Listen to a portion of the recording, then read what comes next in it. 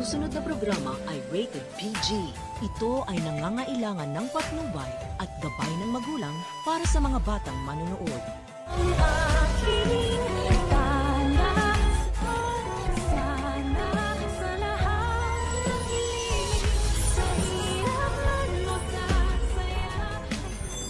Tinawagan ni Moira si Balahadja para tanungin kung kamusta na daw ang pinagawa niya sa mga bago nilang recruit.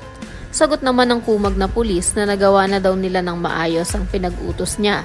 At sigurado rin daw siya na hindi paghihinalaan si Moira sa ginawa nila kay Lynette at Harry. Talagang napakasama na ng imahe ng mga kapulisan dahil dito sa abot kamay. Speaking of Harry naman, wala na namang malay ang kaawa-awang binatilyo.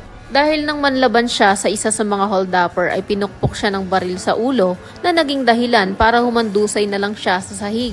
Kaya nang makasakay na sila Lynette at dalawang tao ni Moira sa sasakyan ay nagtaka at naalarma na si Lynette dahil hindi nila ito kasama. Samantala, ito namang si Carlos ay pahulihin din ng dating pagkat hindi na niya nakitang sumakay ng sasakyan si Lynette at mga holdupper.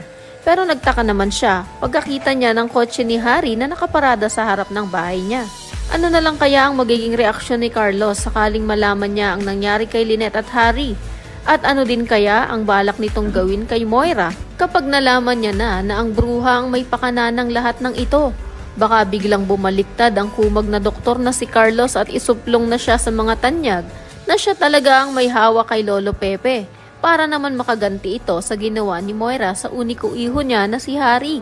Sa kabilang banda, itong si Annalyn ay napakalakas ng loob na sundan si RJ sa transaction place nila. Pero hindi naman siya hinayaang mag-isa ni na Regan at Doc Lyndon na tumawag din ng backup at yun nga ay walang iba kung hindi ang mga former marites ng Apex na sina Nurse Karen at Ivan. Paliwanag nga nila kay Annalyn na sabi daw kasi ni Doc Lyndon na re-rest back sila kaya nag-disguise ang mga ito at nang hindi makilala ang pagkakakilanlan nila. Ito ring si Moira ay nag-disguise rin bilang isang nagtitinda sa palengke.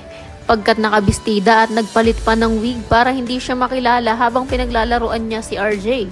Nang tawagan niya kasi si Robert ay sinabi niya rito na bigla daw nagbago ang isip niya at parang mas gusto niya na lang daw patayin si Lolo Pepe.